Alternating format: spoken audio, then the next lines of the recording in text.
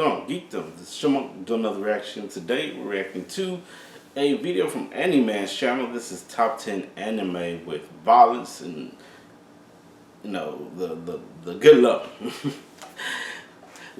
For what they have on here, XXX, the triple X. But yeah, wanted to check this out. Anime usually does a lot of the top 10, so we'll definitely see what their top picks are. See what anime we might be interested in seeing, I guess. We'll see. Let's go ahead and check this out. You guys are most definitely not ready for today's video, because the anime I'm going to be talking about today cannot be enjoyed by everyone, sadly. Rather, it is specifically for the group of anime watchers who are not brought up in any discussions and are most of the time regarded as trash. And today I am going to give them a chance of redemption. That is by actually watching mainstream anime. But not just any anime. I'm going to tell you about the top 10 best anime with violence and X. And by X, you know what I mean. So without further delay, let's dig in. So starting off our list, we got Doreku the Animation, a device that can turn people into slaves. Wait a minute, wait. No need to call 911. It's all fictional, it's fake, it's fiction, it's fantasy. So chill out for a moment. So back on track, this is a story where the main character gets turned into a slave and causes all the crap within the show. And you want to guess why he becomes a slave? Well, he was curious.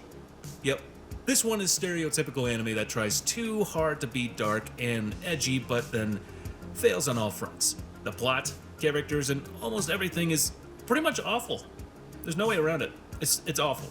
So the show relies on strict. The story wasn't great. I have watched this one. Poorly written plot. But the story wasn't great. Said, this anime as a whole does present itself a certain level of uniqueness that we don't often see a lot, except in a hentai anime. Yes, it heavily focuses on the X elements and, well, another way to put it than violating women. But even after that, the show is quite enjoyable for the most parts. I would say like some of the action and things, but freezing. The story just was not working frustrating well to me because where I am living, it is hot as hell. But anyways, coming back to the topic, this anime is based on the future where aliens have invaded Earth. I haven't seen this. Who is entrusted to save the planet? The Avengers? No. Power Rangers? No. A bunch of teenage girls wearing questionable clothes, obviously. I mean, what else would it be? Frankly, if I were to live in that world, I'd have killed myself before I had to see any of this crap. Now, don't quickly jump to a conclusion just yet. While this may sound like a military action genre to you, the story in actuality takes place in a freaking academy where the Supergirls are being trained. So, to be fair, if I had to categorize this anime, I would regard it as ecchi, school life, romance, with a fair bit of action. But nothing dramatic, nor is it deep in plot, although it is deep in plot. And for those wondering about the X elements, yeah, it does have it. Not as much as number 10 though. But the fan service scenes, oh boy. You're not ready for the quantity this show provides you. So if you like any of that, probably want to give this one a try. Then next up at number 8, we have Kokoku. So here the main character is useless and broke as hell. Well, I guess we finally found a character more useless than Sakura. Look at that! And on top of that, his family members get kidnapped. So to save them, the main character and other characters enter a different realm where time stops for everyone except the user. But somehow, the bad guys get there as well. And what happens after that? Not gonna tell you. Go watch it yourself. Now, the family we see being kidnapped feels like a real Japanese family. So if you prefer funny, unpredictable, and absurd characters rather than realistic human beings, then Kokoku is not for you. And well, there are some fan service and X element scenes, but there are very few. So don't hope for too much. And keeping that aside, the show is quite enjoyable to watch. So how about you guys give it a try? I was like, I want to say I've heard of it, but I was like, I don't think so. A mouthful of the title. It is Rin, Daughters of Mimosine. I'm pretty sure I said that right. So this anime is about a girl who cannot die. Sounds pretty interesting, right? It is one of the strongest points of the series, as the interesting portrayal of immortal beings and the evolution of society and technology throughout the multiple decade time skips between each episode is quite fascinating. I mean, the series' first episode starts in 1990, while the last episode takes place in 2055. Well, with a story like this show could have potentially become a very epic and hyped anime, but instead it chose to be prey. As the show carries on, the fan service dedicated scenes become more evident. But since fan service has become a staple in recent anime, it is pointless to dislike a series based heavily on the harshness of those. And considering these horrific and X element scenes, kids shouldn't be allowed anywhere near this show at all. Oh God, protect the children. And not to mention the themes behind them. If I had to guess, I'm sure it's only suitable for mature viewers. But those who do watch will be treated to a dark series that holds some very interesting references and concepts, both apparent from its visuals or integrated into its plot. So check it out if you want to, just beware. Then next up at number 6 is Speedgrapher. This is a story of a photographer nerd who unlocks superpowers. It's not our best work, boss. That was probably the worst story recap on the channel so far. But that's what it is. Deal with it. Now, a lot of people might not like it saying that the show is not as action-packed as your favorite anime out there.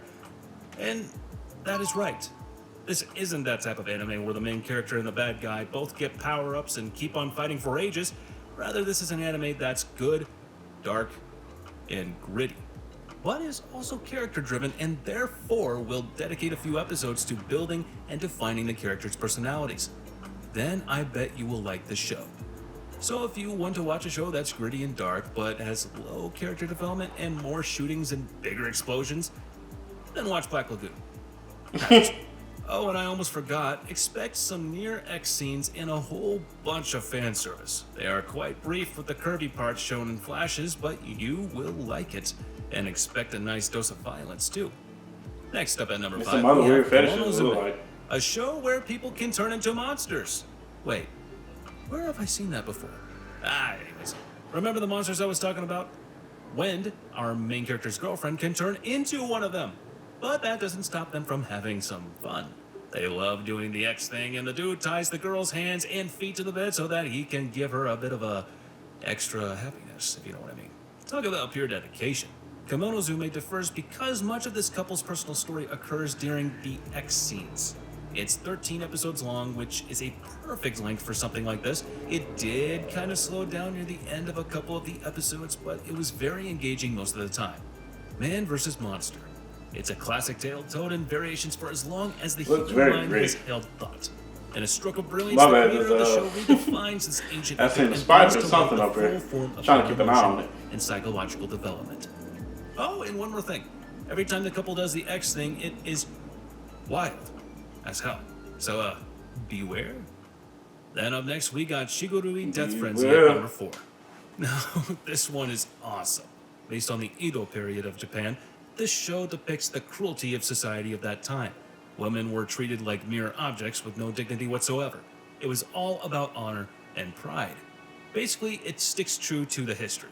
This story follows two warring clans' lives with lies, deceit, and the X element.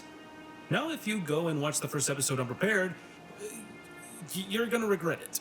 It contains way too much blood, way too much violence, and this is a very sophisticated anime that can be enjoyed by careful and patient viewers only. So take notes, take deep breaths, and complete the 12 episodes in a few days. And just one more thing, it has a lot of X scenes, so prepare yourselves. There was that one imaginary scene that I can't forget even now. You'll understand once you watch it, so go and do it right away. Then up next, welcoming us at number 3, I was like, I don't know if I should be worried. Oh, what? So but let me ask my you gosh. this. What will you get if you mix number 7 and 4 together? I will answer that for you. It is this anime right here. The main character is a swordsman from the ancient time, and he is immortal. But the problem lies in that our dude here killed a total of 100 innocents. So to repent for his deeds, he decides to kill 1,000 evil men. Now that's what I call proper utilization of talent. And one more thing, our dude got a hot chick as a sidekick, so you could probably guess what happens.